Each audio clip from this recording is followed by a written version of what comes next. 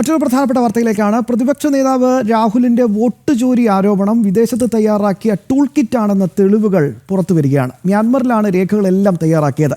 രാഹുലിനെ നിയന്ത്രിക്കുന്ന വിദേശ ബോസ് ആരെന്ന് കോൺഗ്രസ് പറയണമെന്ന് BJP ആവശ്യപ്പെട്ടു. ഭരണഘടനാ സ്ഥാപനമായ തെരഞ്ഞെടുപ്പ് കമ്മീഷനെയും തെരഞ്ഞെടുപ്പ് നടപടികളെയും സംശയത്തിന്റെ നിഴലിൽ നിർത്തിയ രാഹുലിന്റെ വോട്ട് ചോരി ആരോപണം വിദേശ ടൂൾ കിറ്റായിരുന്നു എന്ന തെളിവുകളാണ് പുറത്തുവരുന്നത്. വോട്ട് ചോരി ടൂൾ കിറ്റ് വിദേശത്താണ് ഉണ്ടാക്കിയതെന്ന് ഗൂഗിൾ മെറ്റ ഡാറ്റ പരിശോധനയിൽ തെളിഞ്ഞുവെന്നും ഇത് ഭാരതത്തിനെതിരെ നടക്കുന്ന ഗൂഢാലോചനയുടെ ഭാഗമാണെന്നും വ്യക്തമായിട്ടുണ്ട്. മ്യാൻമാർ ടൈം സോണിൽ പ്രവർത്തിച്ചിരുന്ന കമ്പ്യൂട്ടറിൽ നിന്നാണ് രാഹുൽ വാർത്താ സമ്മേളനത്തിൽ ഉൾപ്പെടെ ഉപയോഗിച്ച PDF ഫയലുകൾ തയ്യാറാക്കിയത്.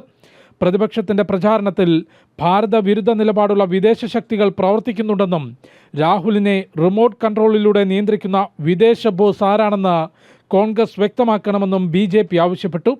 കൂടാതെ രാഹുൽ ഫയലുകൾ തയ്യാറാക്കാൻ ഉപയോഗിച്ച CSDSന്റെ കണക്കുകൾ തെറ്റാണെന്ന് CSDS കോ ഡയറക്ടർ സഞ്ജയ് കുമാർ നേരത്തെ ഔദ്യോഗികമായി അറിയിച്ചിരുന്നു.